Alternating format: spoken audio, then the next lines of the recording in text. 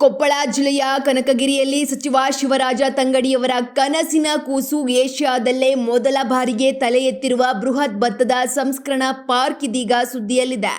ರೈತರ ಪಾಲಿನ ಆಶಾಕಿರಣವಾಗಿ ನವಲಿ ಸೋಮನಾಳದ ಸುಮಾರು 500 ಎಕರೆ ವಿಸ್ತೀರ್ಣದಲ್ಲಿ ನಿರ್ಮಾಣವಾಗಿರುವ ಈ ಪಾರ್ಕ್ ಸಾವಿರಾರು ಯುವಕರಿಗೆ ಉದ್ಯೋಗ ನೀಡುವ ಮೂಲಕ ಜಿಲ್ಲೆಯ ಚಿತ್ರಣವನ್ನೇ ಬದಲಿಸಿದೆ. ಸಚಿವರ ದೂರದೃಷ್ಟಿಯ ಈ ಸಾಧನೆಗೆ ರೈತರಿಂದ ಅಭಿನಂದನೆಗಳ ಮಹಾಪೂರವೇ ಹರಿಯುತ್ತಿದೆ.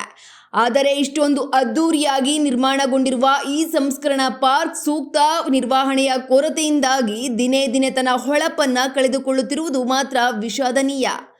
ಸರ್ಕಾರ ಈ ಬಗ್ಗೆ ತುರ್ತು ಗಮನ ಹರಿಸಿ ಈ ಸುಂದರ ಆಸ್ತಿಯನ್ನ ಕಾಪಾಡಬೇಕಿದೆ ಎಂಬುದು ಸಾರ್ವಜನಿಕರ ಆಗ್ರಹವಾಗಿದೆ.